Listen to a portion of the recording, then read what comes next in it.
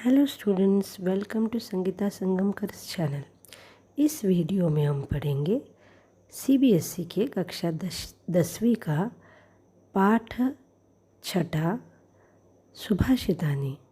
तो चलिए इस पाठ के आगे के श्लोक पढ़ते। तीसरे श्लोक का विषय है क्रोध। कुछ लोग ऐसे रहते हैं जो किसी कारणवश क्रोधित होते हैं, उनको गुस्सा आता है, लेकिन वो कारण जब दूर हो जाता है तब अपने आप उनका गुस्सा ठंडा भी हो जाता है। लेकिन कुछ लोग ऐसे रहते हैं कि बेवजह ही गुस्सा करते रहते हैं। तो सुभाषितकार ऐसे बोलता है कि ऐसे बेवजह गुस्सा करने वाले लोगों को किस तरह से हम समझाएं, किस तरह से उनको मन को बहलाएं। यानी इसका मॉरल है कि हमको बिना वजह गुस्सा नहीं करना चाहिए। तो यही बताने की कोशिश सुभाषितकार ने इस श्लोक में की है। तो श्लोक है, निमित्तमुद्दिश्य हि यः प्रकुप्यति ध्रुवं स तस्यापगमे प्रसीदति अकारणद्वेषे मनस्तु यस्य वै कथं जनस्तं परितोषयिष्यति। अब इस श्लोक का पहले अन्वय देखेंगे। अन्वय है, यह निमित्तम उद्दिश्य प्रकुप्यते सः तस्य अपगमे ध्रुवं प्रसीदति यस्य मनः अकारणद्वेषी तं जनः कथं परितोषयिष्यति। अब श्लोक का विस्तार पूर्वक स्पष्टीकरण पढ़ेंगे। पहला शब्द है निमित्तम उद्दिश्य। ये संधि है, निमित्तम प्लस उद्देश्य। निमित्त यानी कारण, उद्देश्य ये ल्यप प्रत्यय है, उद प्लस दिश प्लस ल्यप। उद्देश्य यानी उद्देश्य रहने पर। ही ये अव्यय है, इसका एक स्पेसिफिक मतलब नहीं निकलता है। यह यानी जो, प्रकुप्यते यानी गुस्सा करता है। तो पहले लाइन का मीनिंग होता है किसी कारणवश, किसी कारण की वजह से, निमित्त के कारण जो गुस्सा करता है। ध्रुवम, ध्रुवम ये अव्यय है, ध्रुवम यानी निश्चित। सह, सह यानी वो। तस्यापगमे ये भी संधि है, तस्य प्लस अपगमे। प्रसीदति, प्रसीदति यानी खुश होता है। वो मनुष्य उस कारण के दूर होने पर, अपगमी का मतलब है दूर होने पर, निश्चित ही प्रसन्न होता है। अगर हमको कोई फिज़िकल प्रॉब्लम है, पेट दुख रहा है, सर दुख रहा है, बॉडी पेन है, तो हमको गुस्सा आते रहता है। कोई हमसे बात भी करता है तो हमारा गुस्सा निकलता है, लेकिन जैसे हम नॉर्मल हो जाते हैं हमारा गुस्सा भी दूर हो जाता है। या फिर और भी कोई वजह हो सकती है, हम जो एक्सपेक्ट करते हैं वो चीज़ पूरी नहीं होती है, तब हमको बहुत गुस्सा आता है। फिर वो गुस्सा कहाँ निकलता है, जो हमारे सबसे क्लोज़ रिलेशन में रहते हैं उनके ऊपर वो गुस्सा निकलता है। लेकिन जैसे ही वो चीज़ जो हमको अचीव करनी थी वो हमको मिल जाती है, हमारा गुस्सा भी दूर हो जाता है। लेकिन ऐसे लोग जो रहते हैं जो बेवजह ही गुस्सा करते हैं, उनके बारे में आगे की लाइन में लिखा हुआ है, अकारण द्वेषी। अकारण यानी बिना वजह, कारण यानी रीज़न, अकारण यानी बिना वजह, विदाउट एनी रीज़न। द्वेषी, द्वेषी यानी द्वेष करने वाला।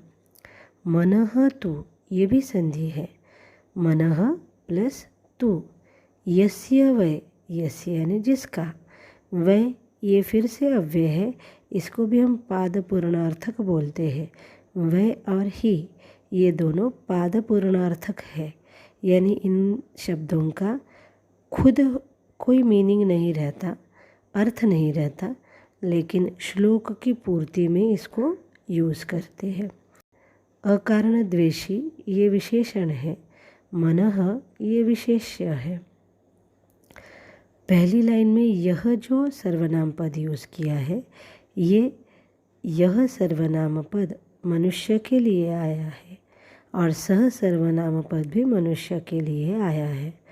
तो प्रकुप्यति क्रियापद का कर्तृपद है यह और प्रसीदति क्रियापद का कर्तृपद है सह। तस्य सर्वनामपद निमित्त के लिए है, क्योंकि तस्य अपगमे यानी उसके जाने पर, किसके जाने पर, निमित्त के जाने पर, इसलिए तस्य सर्वनामपद निमित्त के लिए आया हुआ है। कथम, कथम ये अव्यय है। जनस्तम ये फिर से संधि है, जनः प्लस तम, जनः यानी मनुष्य, तम ये सर्वनामपद मनः के लिए आया हुआ है। परितोषयिष्यति ये लुट लकार है, और परितोषयिष्यति का मतलब है खुश करता है या आनंदी रखता है, और परितोषयिष्यति इस क्रियापद का कर्तृपद है जनः। तम ये सर्वनाम पद जो है वो मनः के लिए आया हुआ है। इस श्लोक का शब्दशः अर्थ है जो किसी कारण के निमित्त से क्रोध करता है वह उसके समाप्ति पर प्रसन्न होता है। जिसका मन अकारण द्वेष करने लगता है उस मनुष्य को कैसे संतुष्ट कर सकते हैं। भाषिकम कार्यम, इस श्लोक में अकारण द्वेषी ये विशेषण पद है, मनः ये विशेष्य पद है। अब देखते हैं कर्तृपद और क्रियापद। यह कर्तृपद है प्रकुप्यति क्रियापद है, सह कर्तृपद है प्रसीदति क्रियापद है, जनः कर्तृपद है परितोषयिष्यति ये क्रियापद है। अब पर्याय पदानि और विलोम पदानि। निमित्तः कारणम और उसका विलोम पद रहेगा अकारणम। प्रकुप्यति पर्याय पद है अतिकोपम करोति, विलोम पद है आनंदयति परितोषयति। ध्रुवम पर्याय पद है निश्चितम यानी डेफिनेटली। ध्रुवम विलोम पद है अध्रुवम अनिश्चितम यानी अनसर्टन अनिश्चित। द्वेषी विलोम पद है स्नेही। मनः पर्याय पद है मानसम चित्तम अंतःकरणम। परितोषयिष्यति पर्याय पद है आनंदयिष्यति। अपगमे पर्याय पद है समाप्ते। अव्यय पदानि अपि ही। चौथे श्लोक में सुभाषितकार विद्वान लोगों की विशेषता के बारे में कहते हैं, विद्वान लोगों की व्याख्या करते हैं। एक सबसे महत्वपूर्ण गुण जो है विद्वान लोगों का उसके बारे में बतलाते हैं। तो वो गुण कौन सा है कि कोई चीज़ स्पष्टता से बिना कहे भी विद्वान लोग जो है वो समझ जाते हैं। एक ही इंसिडेंट, एक ही घटना जब सबके सामने घटती है तो उसका अर्थ लगाने की जो एबिलिटी है, जो क्षमता है, वो सिर्फ विद्वान लोगों में ही रहती है, सामान्य लोगों में नहीं रहती है। तो वही एक्स्ट्रा ऑर्डिनरी कैपेसिटी या फिर जो अधिक बुद्धिमत्ता रहती है चीज़ों को समझने की, जो कहा हुआ नहीं रहता है उसको भी जानने की, उसके बारे में इस श्लोक में सुभाषितकार ने कहा है। बीरबल भी ऐसा ही एक्स्ट्रा ऑर्डिनरी बुद्धिमान था, ये तो हमको सबको पता है। बीरबल की बुद्धिमत्ता के चर्चे हर तरफ फैले हुए थे। तो एक बार पड़ोस के राज्य में का राजा सोचता है कि क्यों न मैं भी इसकी बुद्धिमत्ता की परीक्षा कर लूँ। वो बीरबल को आमंत्रण देता है। बीरबल जैसे ही राज्यसभा में आता है तो उसे सारे लोग एक ही जैसा पहराव किए हुए, एक ही जैसे सिंहासन पर बैठे हुए दिखते हैं। बीरबल आगे हर एक को देखते देखते देखते चला जाता है और जो राजा है उसके सामने जाकर प्रणाम करता है।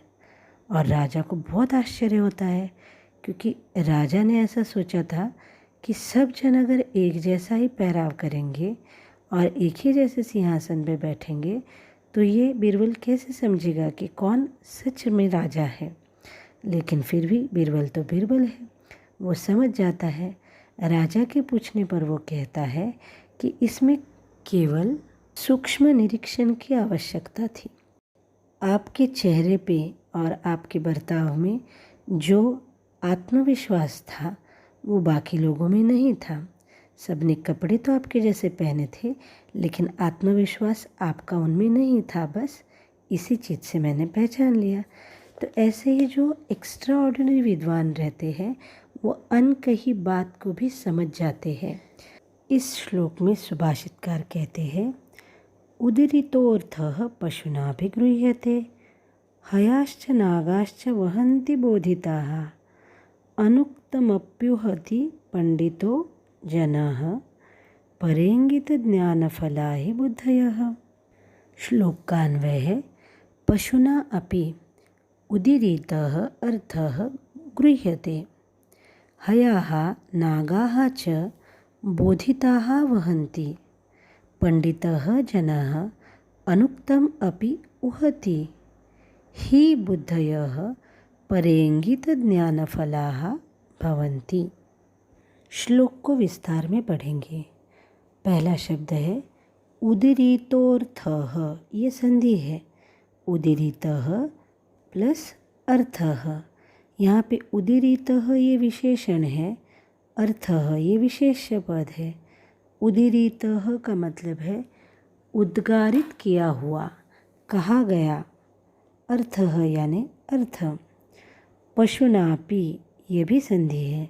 पशुना प्लस अपि, पशुना यानी बाय द एनिमल्स, यानी पशुओं से भी। अपि यानी अव्यय, उसका मतलब है भी। गृह्यते, गृह्यते का मतलब है समझा जाता है। ये कर्मणि प्रयोग है, इसलिए इसमें कर्तृपद है। पशुना वो तृतीया में आया हुआ है। गृह्यते ये कर्मणि क्रियापद है, यानी पशुओं से भी ग्रहण किया जाता है, समझा जाता है। आगे का शब्द है हयाश्च। हयाः प्लस च। हयाः का मतलब है अश्व, अश्वाः। च मतलब और। नागाः, नागाः प्लस च यानी नागाश्च, ये भी संधि है। नागाः मतलब हाथी। वहन्ति, वहन्ति बोधिताः। वहन्ति यानी ले जाते हैं, बोझा ढोते हैं। बोधिताः यानी समझाने पर, जब उनको कहा जाता है, समझाया जाता है, तो हाथी और घोड़े भी भार को उठाकर ले जाते हैं। हयाः नागाः ये दो शब्द विशेष्य पद है और बोधिताः ये विशेषण पद है। वहन्ति ये क्रियापद है। हयाः नागाः ये दोनों शब्द कर्तृपद है। आगे का शब्द अनुक्तमप्युहति। अनुक्तम प्लस अपि प्लस उहति। अनुक्तम यानी अनकही, अनकहा। अपि यानी ऑल्सो। उहति यानी समझ जाते हैं। पंडितो जनः, पंडितः प्लस जनः ये भी संधि है, यानी विद्वान लोग। विद्वान लोग अनकही बात को भी समझ जाते हैं। परेंगित ज्ञानफलाः प्लस ही। परेंगित ज्ञानफलाः का मतलब है संकेतजन्य ज्ञान रूपी फल वाले, यानी संकेत मात्र से ही जानने वाले। ही बुद्धयः, बुद्धयः का मतलब है विद्वान लोग, यानी विद्वान लोग सिर्फ संकेत से भी जान जाते हैं, उनको बात कहने की ज़रूरत नहीं पड़ती है। यहाँ परेंगित ज्ञानफलाः ये विशेषण है और बुद्धयः ये विशेष्य पद है। श्लोक का अर्थ, पशु के द्वारा भी कहा गया अर्थ ग्रहण किया जाता है, जैसे घोड़े या हाथी बताने पर या समझाने पर समझ जाते हैं, बोझा ढोते हैं। ज्ञानी जन अनकही बात का अंदाज लगाते हैं और बुद्धिमान लोग दूसरों के संकेतजन्य ज्ञान रूपी फल वाले होते हैं, मतलब केवल संकेत से ही बात को समझ जाते हैं। श्लोक में विशेषण विशेष्य पद है। उदीरितः विशेषण, अर्थः विशेष्य। परेंगित ज्ञानफलाः विशेषण, बुद्धयः विशेष्य कर्तृपद और क्रियापद। पशुना कर्तृपद, गृह्यते क्रियापद। हयाः नागाः कर्तृपद, वहन्ति क्रियापद। पंडितजनः कर्तृपद, वहति क्रियापद। अब अव्ययपद। ही, अपि, ये दो अव्ययपद है। पर्यायपदानि और विलोमपदानि। उदीरितः, उक्तः, कथितः। पशुना प्राणिना। गृह्यते प्राप्यते। हयाः अश्वाः, तुरगाः तुरंगाः मतलब हॉर्सेस। नागाः हस्तिनः, करिणः गजाः, कुंजराः इसका मतलब है हाथी। उहति निर्धारयति, अनुमानयति। अनुक्तम, अकथितम। पंडितजनः, विद्वज्जनः, बुद्धिमान जनः। Students, thank you for watching this video. Keep watching the upcoming videos. Do like, share, subscribe and don't forget to comment.